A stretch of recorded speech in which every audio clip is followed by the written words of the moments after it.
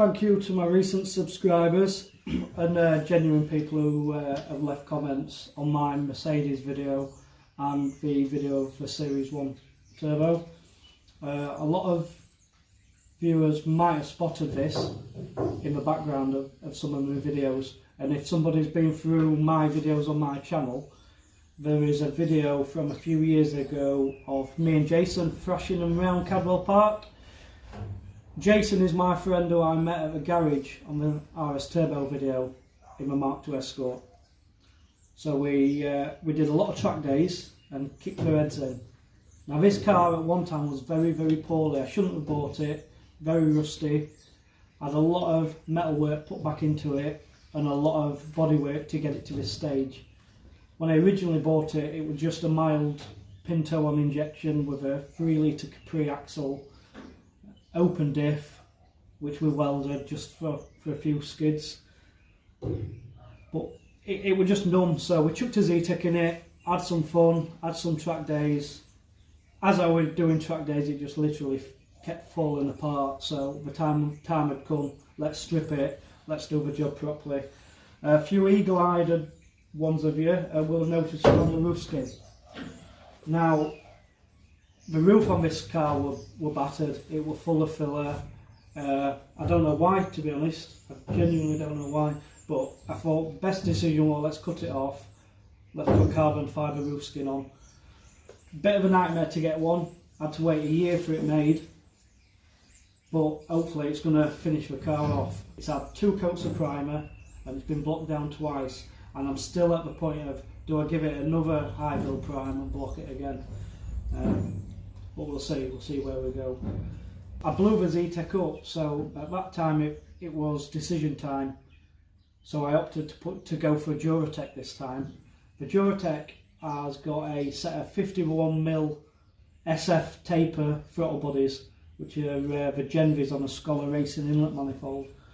The exhaust system is a Piper exhaust system to an unknown stainless exhaust system.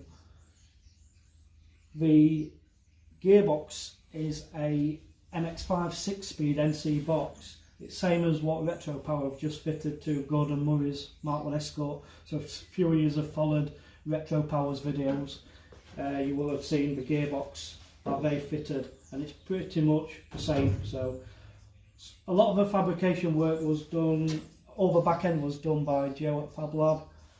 It was finished off by Phil Walton and myself. Phil Walton has done a lot of welding on the front end, and me, I think we had 3 months of welding repairs, sills, floor pans, inner wing repairs, front panel, outer wings, drip rails. We put the RS2000 top strengtheners in here, as well as converting the suspension to compression struts. We've pretty much got all the front end sorted, all the suspension setup done. We knew we were going to run big wheels on this, so we opted for bigger front wheel wells fitted. They were made by Joe at Joe's Fab Lab. He made them on the sandbag and English wheel, so got them fitted. Also Joe did the back fabrication work, got it all spot welded in, and then Phil Walton finished it off and seam welded everything up. So what we thought, with all the front end being uprated, we may as well have opted for the back end, which is why I took it over for Joe to do. The back end compromises of a 6-link, which is the 4-link kit, and a Watts linkage. So that should keep the axle nice and square, nice and straight. The tubs are huge.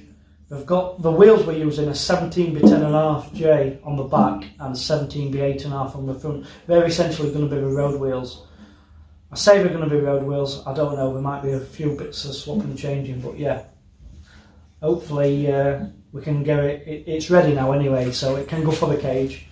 It's going over to Sam at Arcut Motorsport, so he's going to put a full welding cage, which is why we've not painted it and not put the roof skin on yet. So hopefully next video you should see of this coming back is of the cage fitted, and then we'll do another video of actually when it gets painted. So pretty much there you've heard the story about the car and how much work we've done so far. I didn't document any of it, to be honest, only pictures, because I didn't realise I wanted to actually make a YouTube channel or actually upload any videos. But I don't want to go into too much about the paint colour or what we're doing or what kind of full spec it's going to be inside, because I want to kind of leave that for future videos. But the colour, we'll touch on the colour. I want to kind of leave that as a bit of a surprise, so when you tune in to seeing it being painted, that's the first time you're going to see the colour. So obviously you're going to see the colour when it's getting built up, so I want it to be a surprise for you. So what I will say is, hit the like button, leave a positive comment if you're going to leave a comment. If you want to leave a negative one, don't bother. But yeah, like and subscribe for more future updates on the Escort as well. Also tune in and like and subscribe, because a few of you have been watching my Mercedes video. So I've got a 190 Cosworth which we've been doing. Not doing too much on it, to be honest. I've got it running now. Going to kind of get shelved because I want to focus all my attention on this. And also I have a Mark 1 Cortina project coming up. So that's going to be a bit different from any other Mark 1 Cortina out there. So tune in for that, and see you next time.